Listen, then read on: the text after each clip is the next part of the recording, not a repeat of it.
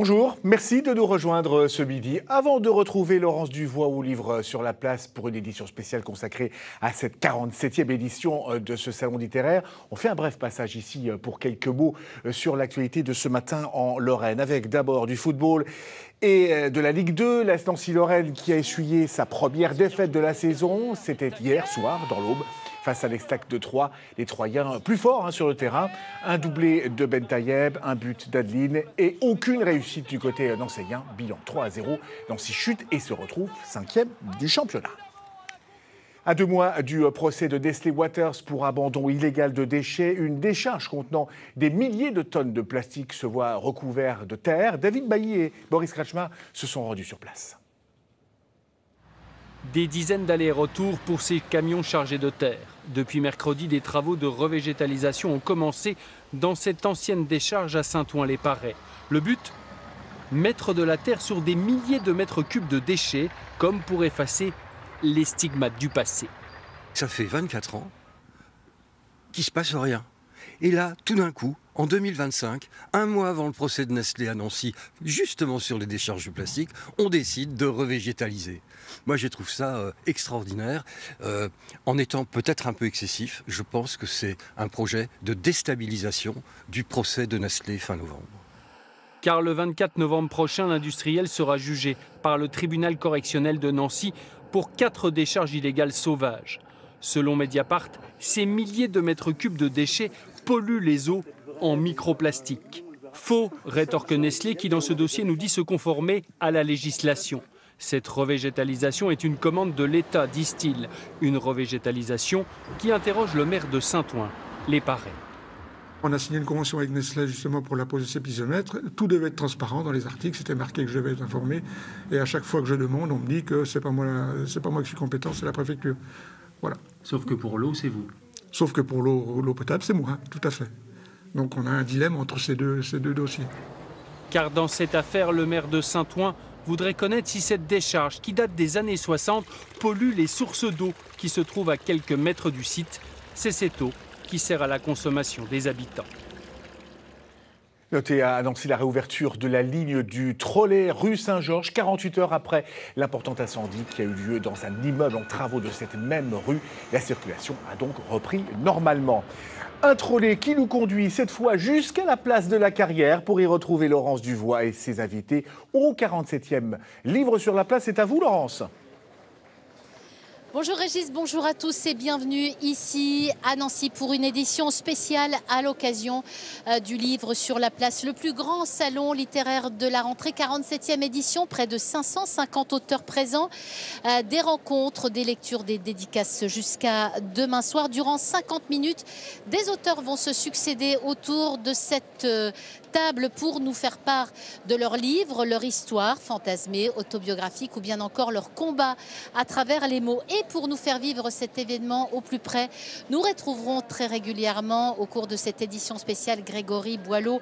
Il sera sous le chapiteau de la place de la Carrière pour nous faire vivre les temps forts de cet événement. Mais comment ne pas commencer cette édition spéciale avec 2 visages? Tout d'abord celle sans qui le livre Sur la place n'existerait pas, Sarah Polacci, commissaire générale de cette 47e édition, celle qui œuvre depuis un an à cet événement. Bonjour Sarah, merci d'être là. À vos côtés, Philippe Claudel, écrivain, réalisateur, président de l'Académie Goncourt Lorrain. Vous vivez d'ailleurs à Dombasle, auteur de Wanted aux éditions Stock, une fable politique sur les dérives des puissants de ce monde, Trump, Musk et Poutine. Bonjour à vous deux et merci d'être là. Sarah, une première question pour commencer. Chaque édition du livre sur la place se suivent mais ne se ressemble pas. C'est un peu votre mantra d'une édition sur l'autre. Quel serait celui de cette année ? Alors de fait, ça ne se ressemble pas parce que les livres sont différents, les auteurs sont différents de la rentrée. Le mantra, on le dit depuis hier, je crois, entre éditeurs, notre président de cette année, Guillaume Gallienne, tous les mécènes et partenaires, je crois que le mantra, c'est la liberté, c'est l'ouverture à l'autre, c'est l'ouverture à tous, c'est défendre à tout prix cette liberté de lire, de créer et de vivre. Avec une rentrée qui est très marquée par de nombreux livres autobiographiques, qu'est-ce que ça dit de cette société? Ça se vend mieux peut-être? Déjà, je ne suis pas sûre que ce soit nouveau. J'ai l'impression quand même qu'on a... Il y en a quand même beaucoup cette année, quand même. Il y a beaucoup de livres qui parlent de la famille, des mères, des pères. Alors, qu'est-ce que ça dit? Je ne sais pas. Est-ce que c'est une société, finalement, quand on se sent peut-être un peu fragilisé, parce que la société est fragilisée de par les guerres et autres, on a peut-être besoin de trouver des repères au cercle le plus proche, et puis peut-être qu'on ose un peu plus parler d'où on vient, des transmissions. Je crois que c'est très important. Philippe Claudel, vous, par exemple, vous pourriez écrire un récit autobiographique, ça pourrait vous inspirer ou pas? Alors, j'en ai très peu écrit, mais j'en ai fait un il y a quelques années qui s'appelle Parfum, où j'essaye de revisiter un petit peu ma vie par les parfums, par les odeurs qui m'ont marqué. Mais c'est vrai que vous avez raison de souligner quand même que cette année particulièrement, on a cette avalanche de livres sur la mère, le père, le grand-père, le frère. On peut l'analyser de différentes façons. On peut y voir une crise de la fiction ou un manque d'appétit vers la fiction. On peut y voir aussi un retrait vers soi-même ou vers ceux qui sont proches dans un monde qui est très inquiétant, qui est turbulent. J'en ai lu beaucoup, vous imaginez, pour l'Académie Goncourt tout cet été. Oui. Et c'est vrai que j'ai un petit peu regretté quand même de ne pas trouver suffisamment de romans qui s'attaquent à aujourd'hui, qui s'attaquent à notre monde politique, intérieur, international, à la crise climatique que nous connaissons. La littérature, elle est là pour ça aussi. Ouais. Et d'ailleurs, Sarah, on va en reparler avec Wanted, hein, la fable politique que vous avez écrit. Mais Sarah, vous écrivez dans un édito: face au trop-plein du monde, il y a les mots et leur puissance. Qu'est-ce que vous voulez nous dire particulièrement? Dire que je crois que ça peut... Alors, c'est pas simplement... Moi, j'y crois parce que je crois à différents niveaux de notre vie pour plein de raisons différentes. Je crois à la force de la littérature. La littérature comme acte de résistance. Totalement. Et en tant que lecteur et en tant qu'écrivain, je crois qu'on a un réel pouvoir.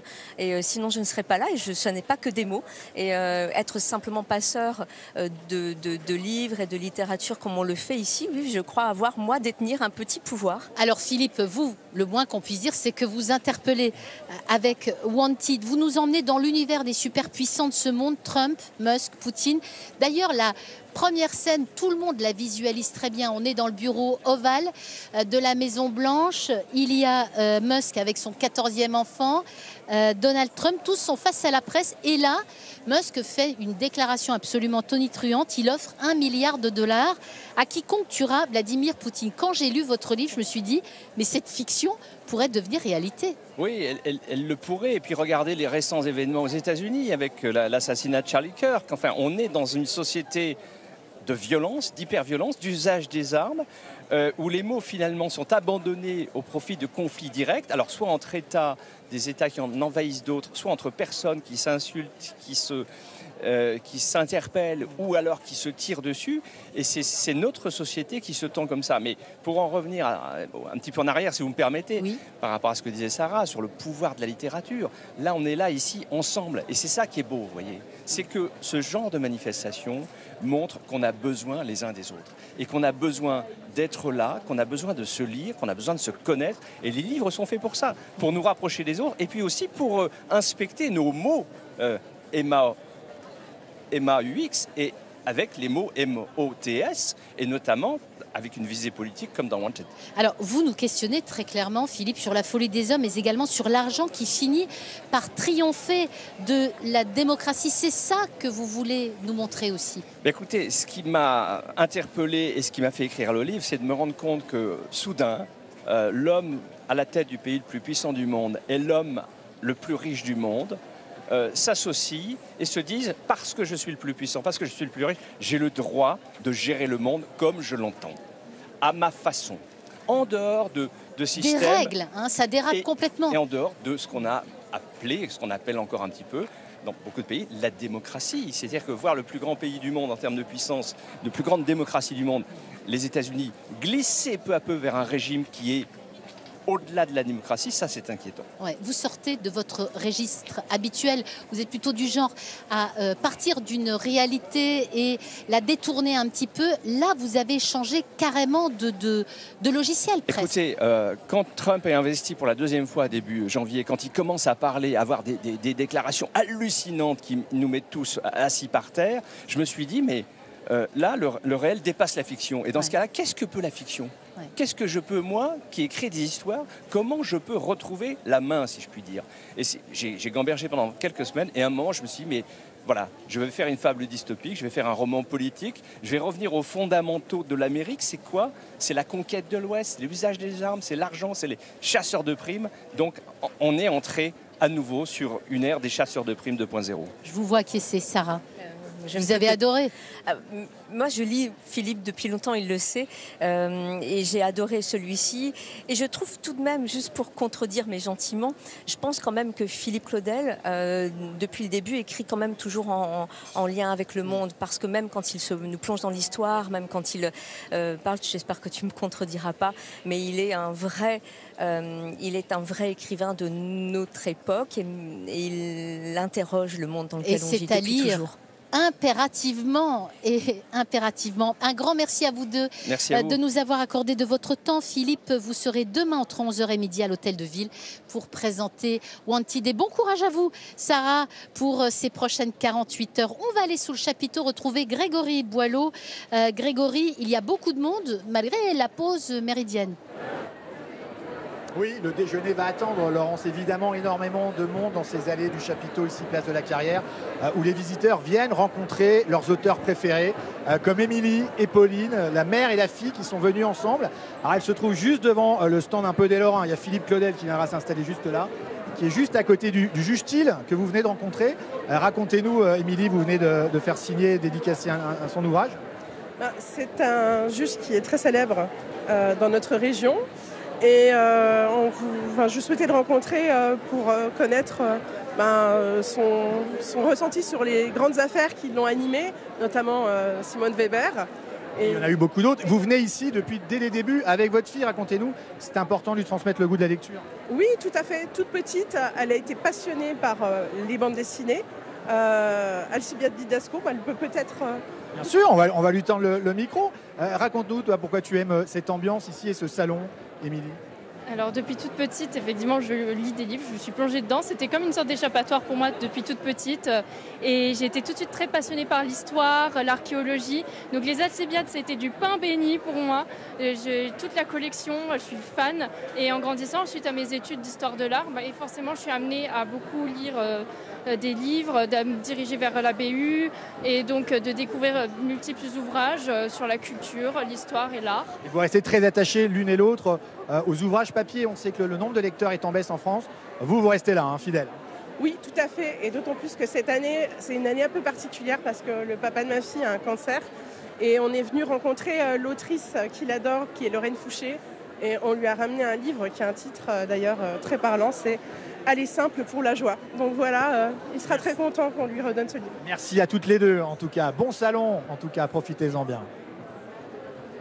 Merci Grégory. Deux visages que vous connaissez forcément m'ont rejoint sur ce plateau. Guillaume Gallienne, président du livre Sur la place, acteur, dramaturge, metteur en scène, réalisateur et sociétaire de la Comédie Française, auteur du Buveur de brume aux éditions Stock. À vos côtés, Jacques Gamblin, acteur, auteur de théâtre, écrivain. Vous présentez ici à Nancy votre livre Mer à l'horizon chez Robert Laffont. Bonjour à vous deux et merci de m'avoir rejoint. Avant d'en venir à vos œuvres respectives, une première question pour vous, Guillaume. Vous présidez cette 47e édition. Qu'est-ce que ça représente pour vous ? L'idée d'être... moi, ça fait longtemps que j'essaye d'être passeur de mots et d'histoires et de livres, beaucoup dans le service public, mais au théâtre ou à la radio. Là, ça a encore plus d'importance, je trouve, aujourd'hui, quand on voit l'actualité et qu'on voit qu'il y a des mots qui sont censurés, des livres qui sont, des bibliothèques qui sont en train d'être vidées dans ce qu'on pensait être des grandes démocraties. Voilà, le livre. Donc la liberté, en gros, c'est ce qui la vous liberté anime. Et surtout le livre, il permet surtout d'être confronté à des idées qu'on ne partage pas forcément, à sortir du confort et à sortir de la paresse. Alors, donc c'est très important. Ce qui vous lie tous les deux, c'est que c'est le fait d'avoir écrit un récit autobiographique. Guillaume Gallienne, l'idée au départ vient de votre éditeur qui vous propose de passer une nuit au musée. Oui. Qu'est-ce qui vous a incité à dire oui ? La confiance d'abord, parce que moi j'avais vraiment besoin de confiance. Ayant lu les plus grands chefs-d'œuvre de la littérature pendant 11 ans, je me sentais pas du tout légitime, mais le fait qu'il m'ait déjà donné un chèque dès le départ, je me suis dit, ils ont vraiment confiance, ces gens. Et puis le cadre...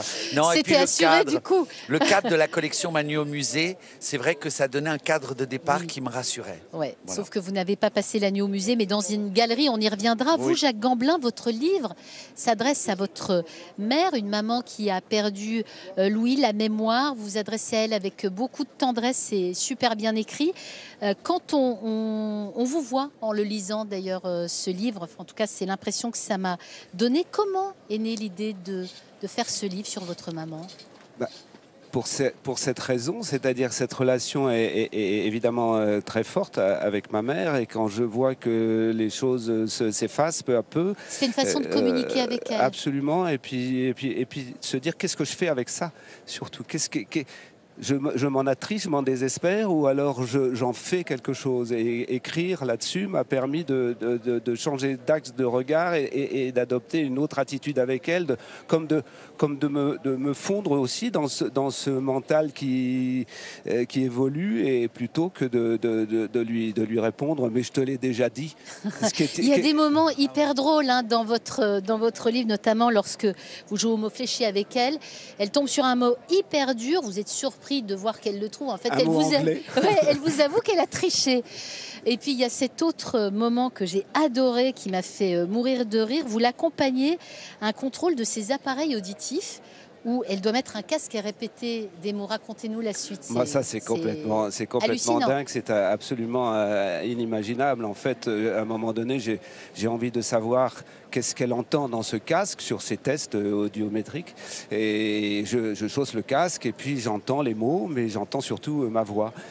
Et donc je déchausse le casque et je lui dis mais c'est ma voix, et le médecin, je lui dis c'est ma voix, et personne ne comprenait rien. Et puis je me rends compte qu'en effet j'ai enregistré ces mots pour une société d'audio prothèse il y a des années, et que ces mots-là se promènent partout dans tous les hôpitaux, dans tous les magasins de trucs. Et la réaction de votre maman. La réaction de ma mère quand on quitte la boutique et que la porte se referme derrière nous, elle me regarde et elle me dit tu vois, on ne peut pas se quitter. C'est joli. C'est magnifique. Ah, c'est joli. Ça ne s'invente pas, c'est clair. Vous, Guillaume Gallienne, vous remontez à vos origines, à vos racines familiales en Géorgie, là où deux femmes ont compté énormément pour vous, votre arrière-grand-mère et votre grand-mère. Oui. Dites-moi si je me trompe ou pas, j'ai l'impression qu'elles ont plus compté que vos propres parents. Ah non, c'est pas plus, mais différemment, très différemment. Elles vous ont énormément inspiré. Oui, après, le livre raconte, disons que c'est plus un chemin qui va de la colère à l'apaisement. C'est ça que ça vous a permis de comprendre sur vous, ce livre. Oui. Oui, c'était aussi c'est un livre que je dédie à mon fils. C'était pour lui dire que quand je me mettais en colère contre lui, c'était pas de sa faute. Il n'était pas responsable de ma colère. Ma colère venait d'ailleurs. Et je voulais lui dire d'où elle venait. Colère. Et pourtant. Mais on se connaît pas assez. Et pourtant. Mais c'était aussi, c'est vrai que mon arrière-grand-mère et ma grand-mère ont beaucoup contribué à cette partie d'apaisement dans ma vie. Vraiment. Et pourquoi le buveur de brume? Ah, parce que en traversant le fleuve qui traverse Tbilisi, il y avait de la brume ce soir où je devais aller dans ce musée, et j'ai fait exprès d'essayer de boire la brume comme un enfant, comme ça, et mes cousines m'ont imité. Et après, c'est parce que j'étais complètement dans la brume dans ce musée, puisque c'était pas le bon, et j'avais l'impression d'être dans une espèce de brume épaisse que j'arrivais pas à voir vers quoi j'allais. Je ne voyais pas le livre que je devais écrire, et ça a mis du temps. Ces livres, respectivement, ça vous a libéré très très vite, un mot chacun? Libéré. Oui, je peux dire ça. Oui, ça a été comme une thérapie. J'aime pas trop ce mot. Un livre pour moi n'est pas une thérapie. Jouer au théâtre, c'est pas une thérapie. Il y a des gens qui sont des professionnels pour ça. Mais en tout cas, ça m'a apaisé sur cet axe que je devais maintenant prendre dans la relation avec ma mère. Oui, ça c'est. Et puis c'est quelque chose aussi de tout à fait, bien sûr, universel, puisque c'est des choses qui arrivent et qui nous arriveront à nous tous. Donc bien sûr, ça empêche pose les choses de se déliter. Voilà. Et vous, Guillaume, du coup, vous faites plus de coups de colère. Un grand merci à vous d'avoir été avec nous. On arrive déjà au terme de cette interview. Alors, que seraient vos livres sans les libraires? On le sait, ils sont très concurrentiels. influencés par le e-commerce. Ils doivent faire preuve d'imagination, se réinventer pour continuer à exister. C'est un reportage d'Inès Ponce-Texera et Olivier Bouillon. Merci. À Saint-Dié-des-Vosges, 20 000 habitants, la librairie Le Neuf est en repère littéraire depuis des décennies. Oui, allô ? Libraire indépendant, Olivier Huguenot tient les clés de cet établissement qui résiste malgré un secteur du livre sous tension. Les gens n'ont jamais été aussi seuls dans un monde hyper connecté. Donc les librairies restent encore des endroits où les gens sont accueillis, enfin, on fait tout pour, avec le sourire, des propositions. La librairie met à disposition 25 000 références. Conseils aux lecteurs, système de click and collect, événements. Les astuces sont nombreuses pour résister aux géants de la vente en ligne. On s'est adapté. L'exemple précis, c'est on faisait beaucoup de dédicaces. Là maintenant, on ne fait plus des dédicaces seuls, c'est toujours des rencontres. 20 minutes plus loin, à Raon-l'Étape, une autre petite victoire pour le livre. Ouverte en 2022, la librairie L'Étape littéraire a redonné à cette commune de 6 000 âmes un commerce disparu depuis des années. Mais là encore, Chloé Atlan a dû innover. Il vous faut un sac ? Non, ça ira comme ça. Oui, puis je vais vous prendre ça, mais ça ira. Depuis le mois de mai, je vends du thé. Une marque strasbourgeoise, comme ça en plus on reste local. Et ça permet de montrer qu'un libraire, il peut s'adapter déjà. Le thé et les livres, ça va plutôt bien ensemble. Comme à Saint-Dié, Chloé mise sur son propre site internet. Elle écrit vraiment bien. Et elle critique beaucoup la société japonaise, ça se lit bien. Elle parie aussi sur la proximité et le lien humain. J'ai découvert les polars japonais grâce à elle, chose que je n'avais pas osé au départ, et plein de choses comme ça. On est content d'avoir une petite librairie sur place à Raon. C'est pratique. Et puis, on a une chouette libraire qui nous conseille bien. C'est même plus une relation client et commerçant, c'est une relation d'amis au final qui échangent leur point de vue sur des livres et ça fait club de lecture géant. À Saint-Dié comme à Raon, les librairies indépendantes tiennent bon et continuent d'offrir bien plus qu'un livre. C'est bien pour elle.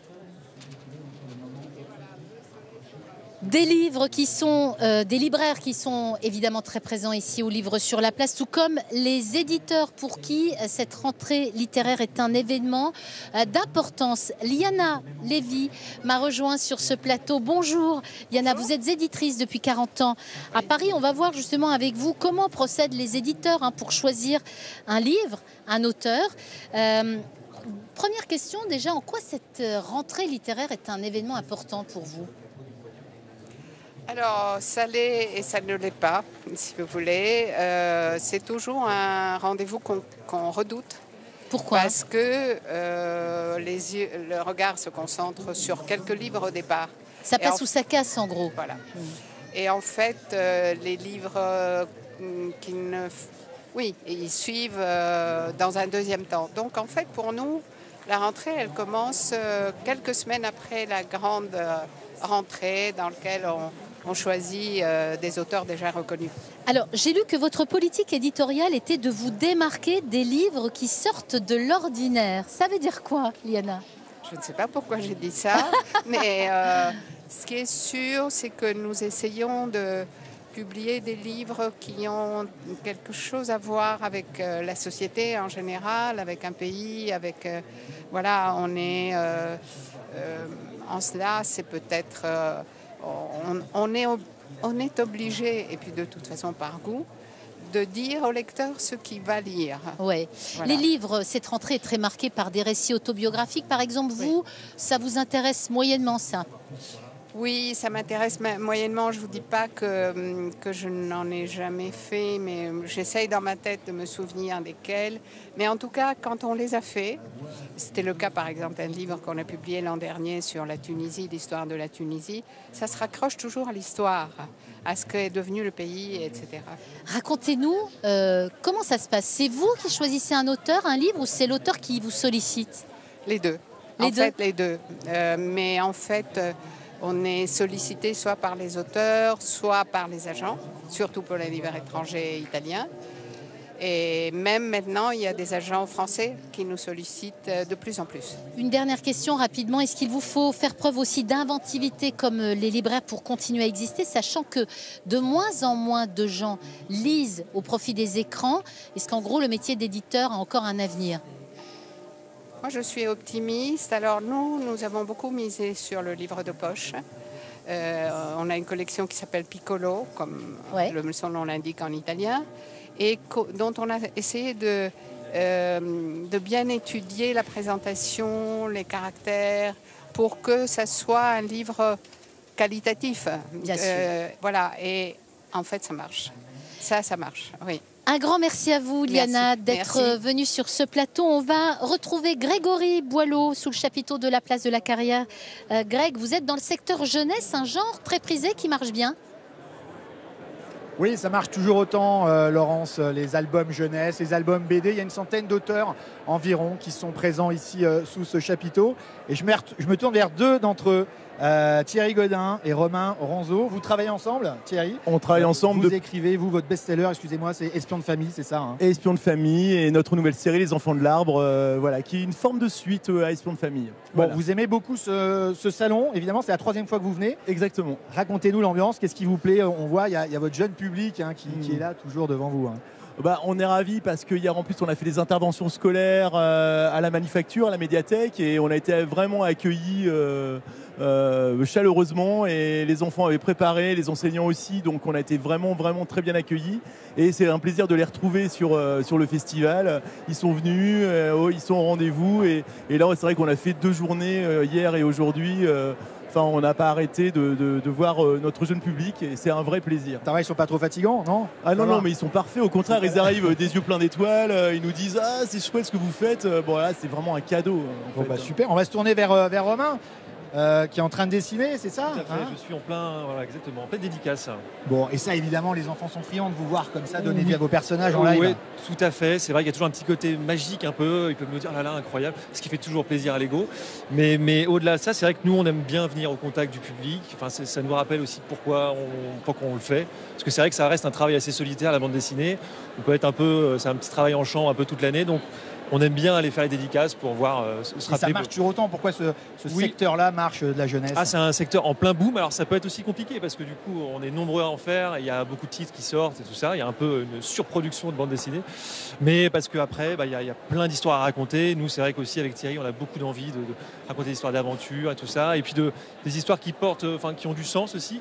On a essayé aussi de faire passer un peu des messages à travers des bandes dessinées un peu d'aventure. Merci en tout cas, merci à tous les deux, messieurs. Merci beaucoup. Bon salon, on vous laisse reprendre vos petits dessins et de rencontrer vos fans qui sont nombreux ici, Laurence. Merci beaucoup, Greg. On se retrouve évidemment tout à l'heure sous le chapiteau de la place de la Carrière. Alors, m'ont rejoint sur ce plateau 2 visages, là aussi vous les connaissez obligatoirement. Maya Mazorette, chroniqueuse à la télé et à la radio. Vous serez cet après-midi, Maya, au Musée des Beaux-Arts, et pour cause, votre livre révèle par vos dessins votre maison close fantasmée. Vous nous direz tout à l'heure. À vos côtés, Raphaël Quenard, comédien. On vous a admiré dans Yannick, Chien de la Casse, le 2e acte, ou encore L'amour ouf, et j'en passe.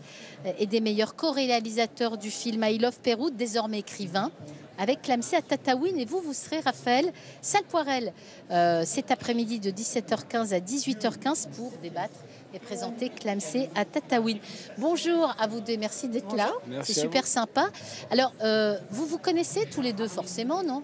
On s'est croisés, alors sur les plateaux de quotidien bien sûr, mais on s'est aussi croisés au foot également, il y a longtemps. Lors d'une rencontre du Paris Saint-Germain. Vous êtes fans de foot tous les deux? Alors peut-être un peu moins fan que toi, mais je connais des choses sur sa vie intime que peu de personnes connaissent. Alors vous nous en parlerez, vous en toucherez un mot tout à l'heure de toute façon. Ça restera secret et figure dans le livre. Uniquement diffusé sur France 3 Lorraine, ça va pour l'instant. Alors vous avez un point en commun, et c'est que vous présentez ici votre premier opus tous les deux. Raphaël, comment l'écriture s'est imposée à vous avec tous les autres talents artistiques qu'on vous connaît? Moi j'avais commencé à écrire déjà l'écriture en écrivant des petits scénarios et tout. C'est déjà un semblant de cette activité qu'on touche du doigt. Ouais. Mais du coup j'avais écrit ce livre il y a un petit bout de temps. Ah oui, il y a combien de temps? J'avais commencé à l'écrire à 26 ans. Voilà. Ok. Les premières moutures qui après ont fini dans des boîtes aux lettres et sont évidemment restées sans réponse à juste titre parce que c'était assez brouillonnesque. Mais qu'est-ce qui vous a donné l'envie de le reprendre du coup? Après moi je l'ai gardé sous le coude, j'ai écrit un autre truc et puis après en avançant et tout ça, un jour j'ai eu la chance, j'ai rencontré des éditrices et jusqu'à la révélation suprême en la personne d'Alix Penand-Dizarn. Ouais, que je ne connais pas. Qui est une éditrice exceptionnelle qui travaille chez Flammarion. Okay. Et que j'ai rencontrée. Et là, tout s'est concrétisé et la mise en place ensuite a été naturelle. Exactement. Et vous, Maya, comment vous en êtes arrivée à Maison Close? On sait que votre travail consiste à traiter des questions d'actualité sans tabou, avec beaucoup de légèreté.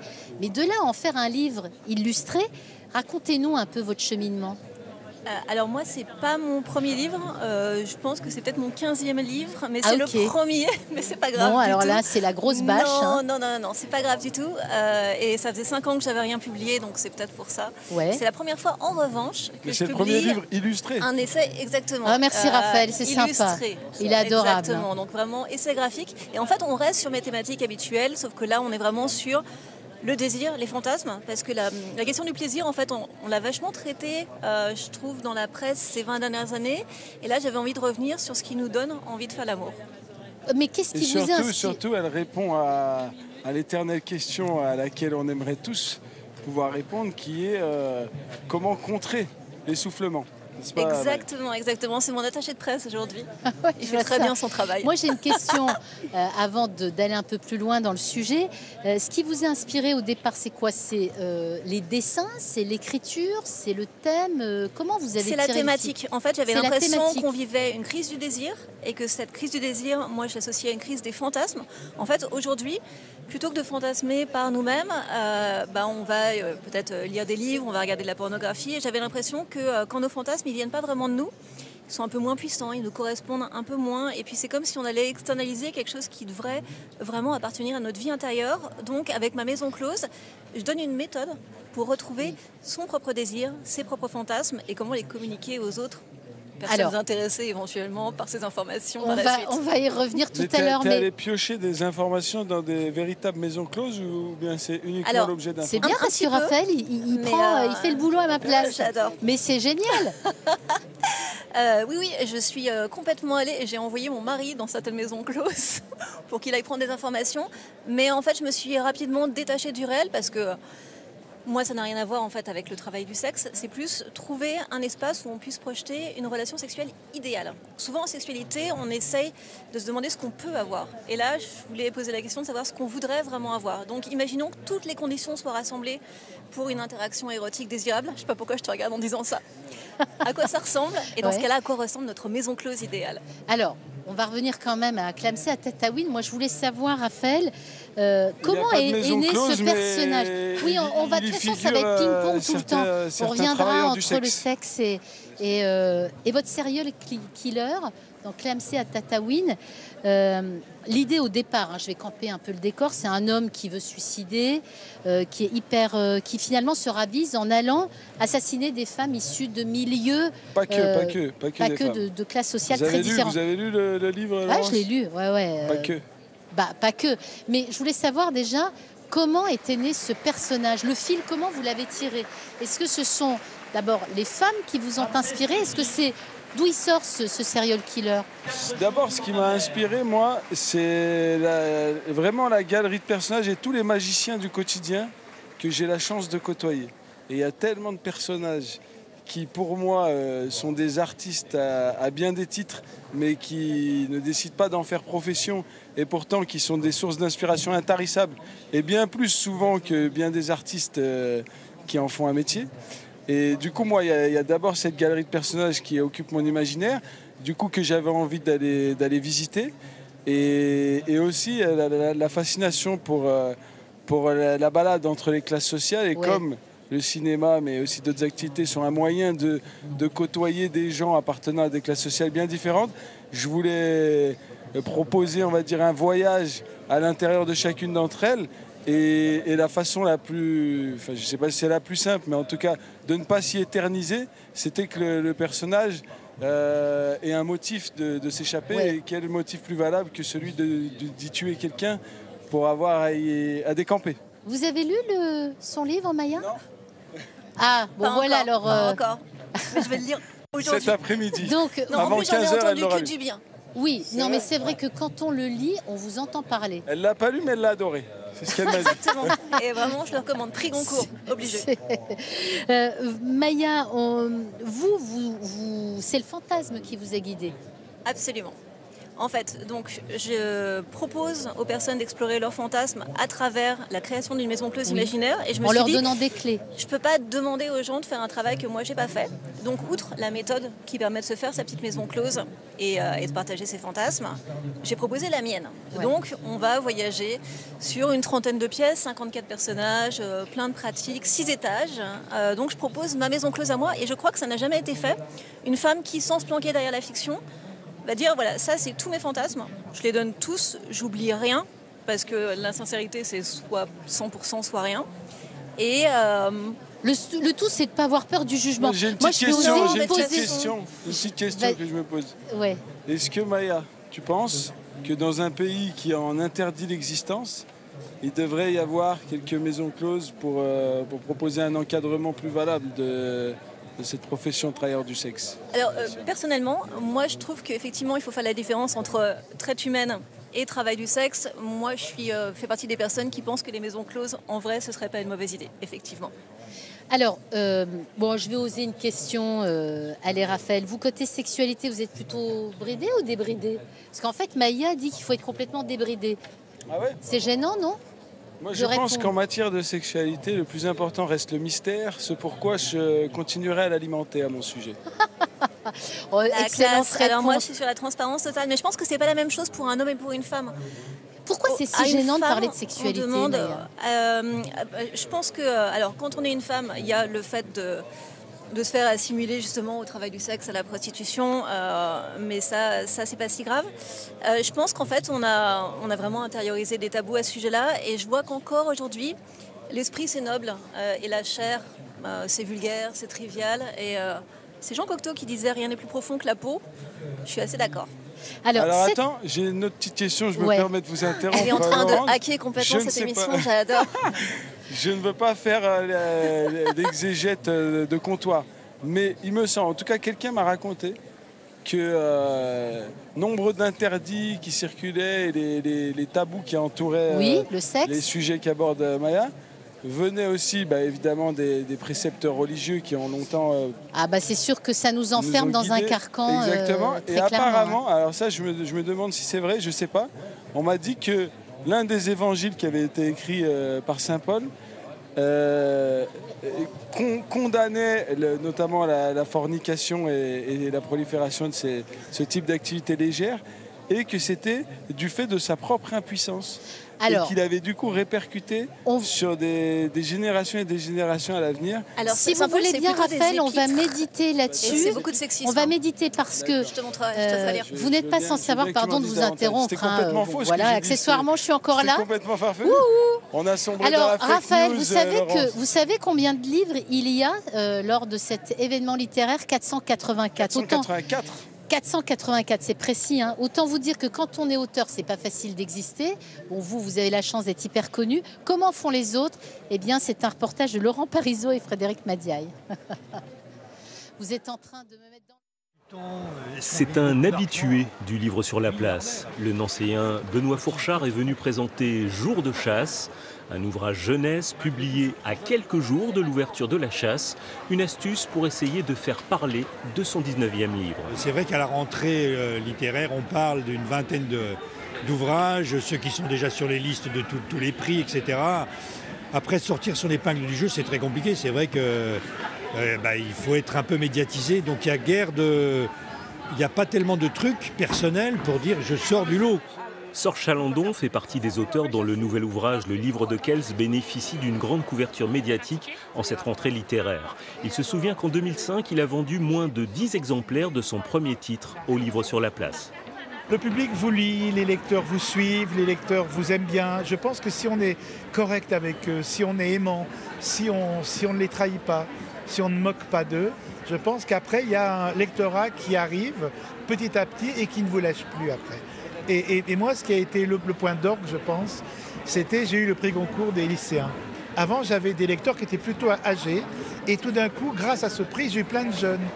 Ardent défenseur des éditeurs et des auteurs lorrains, Jean-Louis Antoine milite pour que le livre sur la place leur donne plus de visibilité. Il a adressé une lettre ouverte à l'organisation pour déplorer un 2 poids 2 mesures entre le traitement des écrivains parisiens et les autres. C'est la loi du sport sans doute. C'est-à-dire ce qui compte, c'est la densité humaine et l'envie et la perspicacité qu'un auteur peut mettre dans son livre.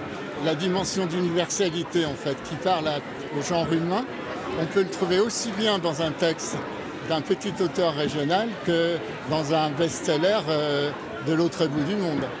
Pendant le festival, il y a les longues files d'attente pour obtenir la dédicace d'un auteur ou des échanges plus confidentiels, avec toujours le même plaisir de partager le goût du livre. Retour donc sur le plateau du livre sur la place. Il y a plein de monde autour de nous parce que j'ai quand même 2 stars sur ce plateau, Raphaël Quenard et Maya Mazoret. Ça va être dur de terminer. Un livre qui vous a inspiré, Raphaël, lequel par exemple? Alors, pour moi, la plus belle histoire d'amour, c'est un livre de Chingiz Aitmanov qui s'appelle Jamila, qui est un livre exceptionnel, mais qui du coup, lui, raconte un amour qui est d'une sobriété la plus totale et d'une pureté et d'une innocence foudroyante, donc qui ne verse pas dans le fantasme. Qui vous a ému en tout cas. Non, mais plus qu'ému. Plus qu'ému. Et vous, Maya? Quasiment l'inverse comme proposition. L'amant de Marguerite Duras, que j'ai lu à 15 ans. L'héroïne, elle a 15 ans. C'est une histoire d'amour avec aucune innocence, en l'occurrence. Et j'ai adoré, quand j'avais 15 ans, lire une adolescente qui était intelligente, qui allait de l'avant, qui n'avait pas peur de ses émotions, qui n'avait pas peur de faire du mal aux autres. Je me reconnaissais là-dedans et ça reste aujourd'hui mon texte préféré au monde. Allez, on va aller retrouver Grégory Boileau qui est sous le chapiteau de la place de la Carrière. Greg, vous êtes après le secteur jeunesse, vous êtes branché polar. Oui, l'un des genres préférés des Français, évidemment, Laurence, les polars. Et je suis avec Cédric Cyr, auteur de polar. Et, enchanté, bonjour. Vous me disiez que c'est toujours un plaisir de venir ici et notamment rencontrer les gens. C'est ça qui fait la force de tous ces salons, Cédric, bien sûr. Quand on écrit, en fait, on est enfermé chez soi pendant des mois et des mois pour faire plaisir aux gens, pour essayer de leur apporter une expérience qui leur sorte de leur quotidien, en fait, quand on écrit du noir comme je fais. Et pour moi, de voir les gens en chair et en os, c'est hyper rassurant, ça rend les choses réelles et j'adore ça. C'est la récompense, ça, vraiment, quand on est auteur? Complètement, c'est le meilleur des compliments qu'on puisse me faire quand les lecteurs viennent me voir en disant qu'ils ont adoré mes bouquins. Et en plus, ici, il y a un monde de dingue. C'est incroyable. C'est rare les manifestations où ça se presse autant. Et des gens très hétéroclites. Il y a vraiment toutes les classes sociales, tout le monde, toutes les familles. Un petit mot pour finir sur le genre. Pourquoi ça plaît toujours autant, le polar, Cédric? Alors ça, je ne sais pas. Peut-être qu'on vit dans un monde hyper anxiogène, que ce soit en politique. En fait, il n'y a rien qui va dans nos vies. Et le fait d'oublier sa journée de boulot en voyant des horreurs. Et ça le permet de nous évader. Merci beaucoup en tout cas, Cédric, d'avoir été avec nous. Avec grand plaisir. Merci beaucoup, Greg. On arrive déjà au terme de cette émission. Raphaël Quenard et Maya Mazoret ont dû s'échapper happés par le livre sur la place. Merci à vous qui nous avez regardés. Merci également à Agnès Penroux qui a préparé cette émission spéciale. Merci aux équipes d'ici Lorraine qui ont contribué à la réalisation de cette émission. Je terminerai en citant Marcel Proust. La lecture est une amitié que le livre sur la place vous procure de très bons moments.